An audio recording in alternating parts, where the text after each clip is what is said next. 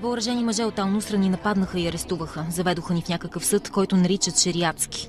Обвиниха ме, че работя за армията. Унижаваха ме, псуваха ме, заплашиха ме, че ако не призная, ще убият сина ми пред очите ми.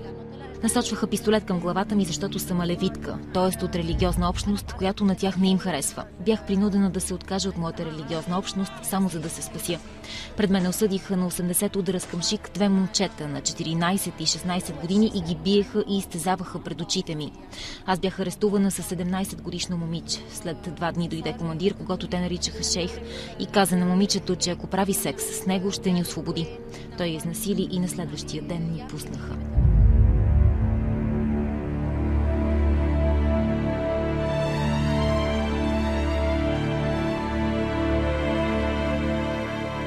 Сара е едно от многото момичета в Сирия, принуждавани да извършват секс джихад. Според идеологията на Ал-Нусра, радикалната групировка, представяща се като Ал-Кайда в Сирия и воюваща срещу светския режим в Дамаск, всяка жена е длъжна да участва в свещената война, наречена джихад, чрез секс, за да отиде в рая.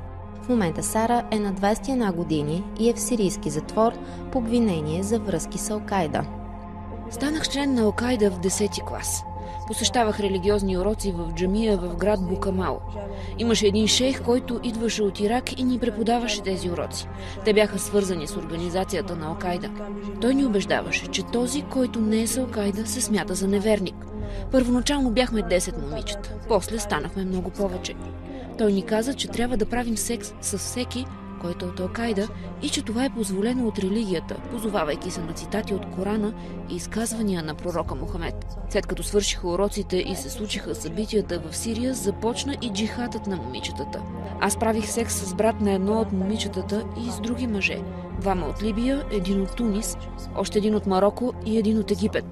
После бях с турчин, французин, след това с още 2 мъже от Саудитска Арабия и Катар. Правехме го всеки от членовете на Ал-Кайда, който поиска, и вземахме пари по $300-400. Ако не е джихадист, не носи оръжие и не е член на Ал-Нусра, не правим секс с него. Някои от мъжете сами водили съпругите си за секс джихад при Ал-Нусра, за да не бъдат убити или за пари. Фатима е била продадена от мъжа си срещу 5000 сирийски лири или $25. Вкараха ме в една стая, завързаха ми очите и ръцете. За 12 часа се омъжих и разведох с 6 мъже. Това са графици за секс джихад, открити в база на Ал-Нусра в източен Дамаск, след като е превзета от редовната армия. Хареса ми идеята, че ще отида в рая. При мен дойде ходжа, който ме ожени с един от муджахидините. И той също се ожени за мен. Ръководителят му каза, че след 2 часа ще се разведем, защото има други мъже, които чакат на опашка. Ходжата поиска да прави анален секс с мен, но аз му отказах. Остана при мен 30 минути и си тръгна. Изкъпах се, облякох се и в стаята влезе трети мъж. Ожени се за мен, после се разведе. След половин час дойде 4-ти мъж и също се ожени за мен и после се разведе по същия начин.